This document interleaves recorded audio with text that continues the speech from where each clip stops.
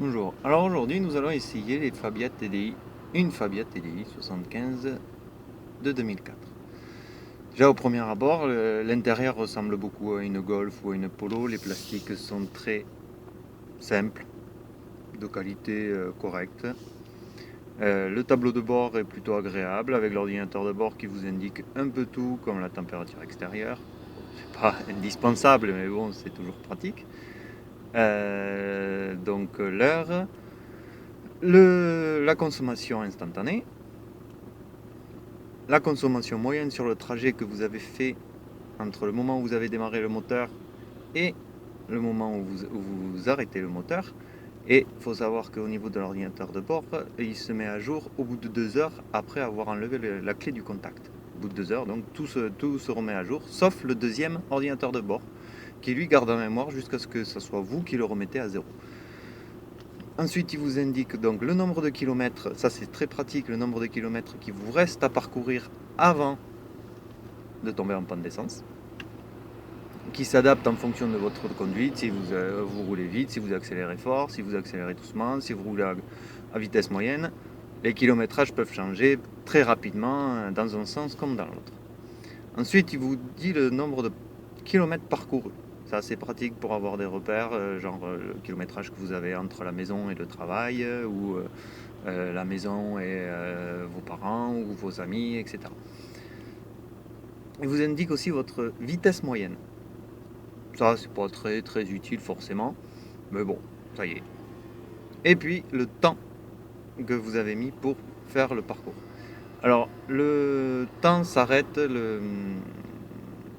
donc la minuterie s'arrête du temps à partir du moment où vous arrêtez le contact. Même si vous avez les clés sur le contact, l'horloge continue de tourner pendant un certain temps, mais dès que vous arrêtez le contact, en règle générale, il s'arrête au bout de 1 ou 2 minutes. Il va vous compter 2 minutes de plus, par exemple, à partir du moment où le moteur est arrêté. Et voilà. Ensuite, en ce qui concerne le compteur de vitesse, il est gradué de 0 à 220, mais je vous rassure, 220, vous y arriverez jamais. Elle est donnée pour 160 maxi, donc compteur, faut compter 165, 170 compteurs maximum. Ensuite, ce qui est très pratique chez Volkswagen et même sur Skoda, donc sur cette Fabia, c'est l'ordinateur de bord. Il présente les voyants sur un cadran central. Tous les voyants sont concentrés là-dessus, sauf quelques voyants comme le frein à main qui est au niveau du compteur de vitesse, les voyants d'alarme pour l'ABS, tout ce qui est freinage, c'est sur le compteur de vitesse. Au milieu, vous avez tous les autres voyants, tempête d'eau, niveau d'eau, niveau d'huile, tempête d'eau, etc. Les voyants pour les feux de croisement et les feux de route sont au niveau des deux niveaux, au niveau de la tempête d'eau et de la jauge à essence. Le compte-tour, ce qui est très pratique, contrairement à certaines marques, françaises en l'occurrence, à une époque, je ne sais pas si c'est encore le cas maintenant, le compte-tour est gradué donc de 10 en 10, 10, 20, 30, 40 jusqu'à 50, et la zone rouge est démarquée, c'est-à-dire vous savez à quel moment vous rentrez dans la zone rouge de votre moteur. Or, il faut savoir qu'un diesel, quel qu'il soit, moderne, ancien, etc., il n'a pas de rupteur. Il a ce qu'on appelle une régulation, c'est-à-dire arrivé à un certain régime, il n'ira pas plus loin. C'est le moteur lui-même qui veut ça. Il n'ira pas plus loin, mais si vous insistez, il cassera comme tout moteur. Ensuite, en ce qui concerne le volant de cette voiture, le volant est tout petit, enfin assez petit quand même, pratique, bonne prise en main, très agréable à utiliser. Les commodos de phare sur cette Fabia, il y a l'option de régulateur de vitesse, très pratique pour éviter les radars, c'est un anti-radar exceptionnel. Donc, mise en route, arrêt, etc. du régulateur. Donc les phares, les codes, ce commodo se trouve à gauche. Le commodo de droite, donc c'est les essuie-glaces, la sélection de l'ordinateur de bord, la sélection de la rapidité de l'intermittent et l'essuie-glace arrière. En ce qui concerne ici, en dessous, sur le tableau de bord, c'est le commodo pour les phares et les anti-brouillard. C'est typiquement Volkswagen.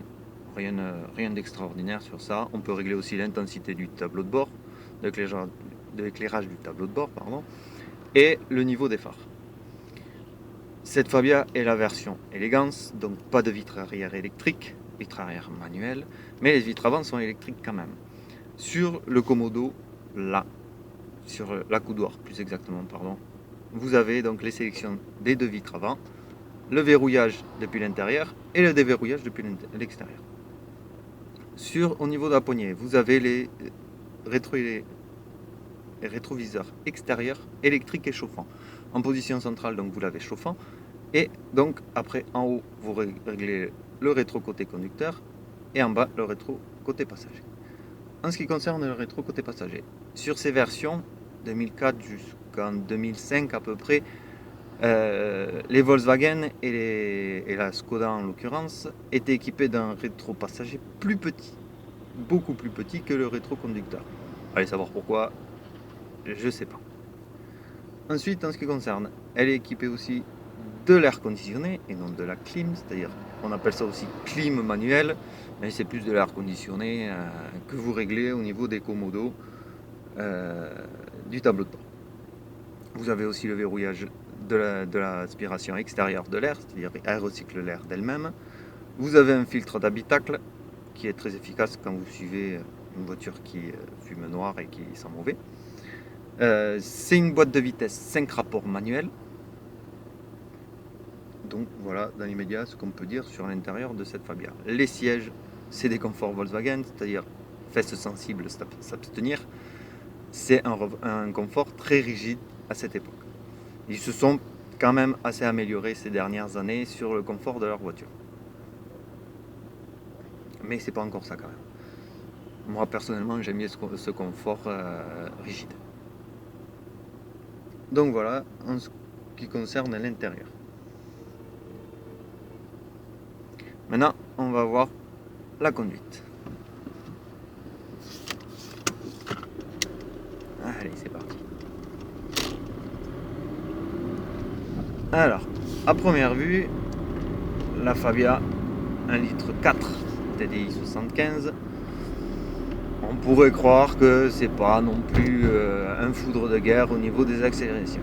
Eh bien, détrompez-vous, pour le type de moteur que c'est, ça accélère relativement bien. C'est pas non plus une Porsche, je vous rassure tout de suite, vous ferez pas le 400 mètres départ arrêté en 4 secondes, ça c'est certain.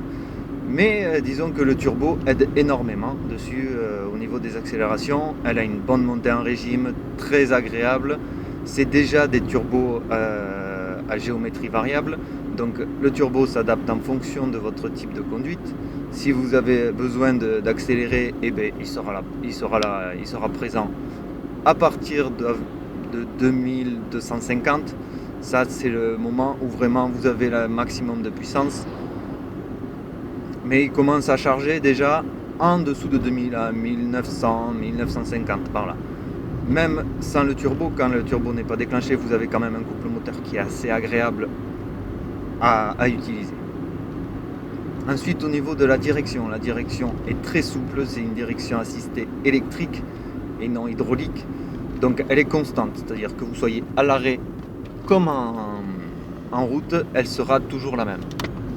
Contrairement à une direction assistée hydraulique qui, elle, plus vous roulerez vite, plus elle aura tendance à être souple, puisque la pompe tournera plus vite et vous aurez une plus grande assistance. À l'arrêt, c'est vrai que certaines directions assistées hydrauliques de cette époque-là ont tendance à être très très dures. Maintenant, ils ont des systèmes de facilité au niveau des directions assistées. Ensuite, en ce qui concerne le freinage. Le freinage, comme une des vidéos que j'ai faites précédemment, j'ai changé les disques et les plaquettes sur cette voiture. Donc d'une efficacité redoutable, mais encore en rodage, puisque j'ai pas encore dépassé, comme je vous disais sur la vidéo des disques, les 250 km. Maintenant, déjà là, ils ont du répondant, ils sont présents. Avant de changer les disques, ils étaient là, ils étaient assez présents, mais il faut savoir qu'ils n'avaient pratiquement aucune endurance. C'est-à-dire que si Par exemple sur route de montagne, ils avaient tendance à s'essouffler rapidement, c'est-à-dire à perdre de l'efficacité sur certains freinages forts dans des virages serrés.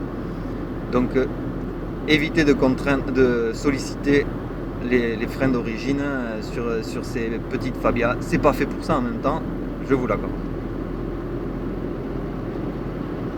Donc après au niveau bruit, c'est une petite voiture, c'est une Skoda. Volkswagen n'a pas mis la priorité sur la sonorité, l'insonorisation de la voiture. Donc assez bruyante quand même sur des longs trajets, c'est assez lassant, vous sortez de là avec une tête, vous avez mal à la tête en sortant de la voiture. Pour l'avoir déjà fait sur des distances de 300 ou 400 km, j'avoue que c'est assez éprouvant au bout d'un moment. Mais sur des petits trajets, des petites distances, elle est là, ça lui va, elle est à l'aise, elle ne consomme pas. Au niveau consommation, je tourne entre 3,5 litres et 4 litres au 100 en respectant les limitations de vitesse, en n'accélérant pas fort, en roulant normalement. Donc niveau consommation, c'est la voiture idéale pour faire des économies d'essence. Après, en ce qui concerne donc le confort en conduite, donc comme je vous disais tout à l'heure, c'est un confort rigide, c'est un confort Volkswagen. Donc si vous aimez votre petit confort dans une voiture, évitez, c'est sûr, d'acheter ce genre de voiture, même tout ce qui est allemand en règle générale, que ce soit même BMW, Audi, Volkswagen, etc. C'est des conforts très rigides, c'est confort allemand. Donc voilà, qu'est-ce qu'on peut dire. Après au niveau position de conduite, c'est une position agréable. Le siège peut se régler en hauteur. Le volant peut se régler en profondeur et en hauteur. Vous voyez dans des côtes, là je suis dans une côte, elle perd pas de vitesse, le régulateur est en route, elle bouge pas, elle se gère d'elle-même. Donc voilà dans l'immédiat ce qu'on peut dire pour une Skoda Fabia TDI 75 de 2004. C'est un break, j'ai oublié de le préciser, c'est un combi qui, je dois dire, est très spacieux à l'arrière. On peut charger facilement des planches ou quelque chose dans ce genre. Mais après, elle atteint vite ses limites quand même. Au niveau poids, forcément, vous perdez, plus vous la chargez, plus vous perdez en performance. Au niveau son de l'autoradio, tout dépendra de la source que vous avez, c'est-à-dire de l'autoradio que vous avez. Si vous avez un autoradio de qualité, vous aurez une très bonne qualité de son. Il y a 6 enceintes dans la voiture, 2 à l'arrière, 2 à l'avant. Ça fait 8, excusez-moi, j'ai du mal. Vous avez les airbags latéraux au niveau des sièges, airbag passager, airbag conducteur. L'airbag passager peut se déconnecter en cas où vous ayez un siège pour bébé, pour nourrisson. Il se déconnecte dans la boîte à gants. La boîte à gants, justement, elle est réfrigérée, c'est-à-dire vous pouvez mettre une bouteille de temps, elle pourra se tenir au frais.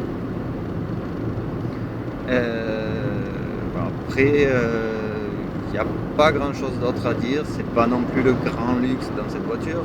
C'est une petite voiture, c'est une citadine break, je dirais, mais qui peut quand même servir énormément dans si vous habitez la campagne ou des endroits comme ça.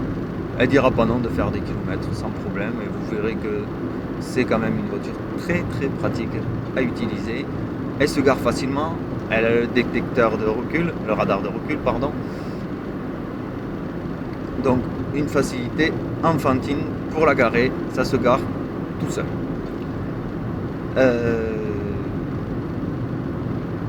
Après, voilà pour le plus gros de la Fabia. Si vous voulez plus de détails sur ces Fabia, n'hésitez surtout pas à commenter la vidéo et à aimer la vidéo et à la partager, ainsi que la faire voir à des amis ou à des connaissances qui seraient intéressés pour une Fabia.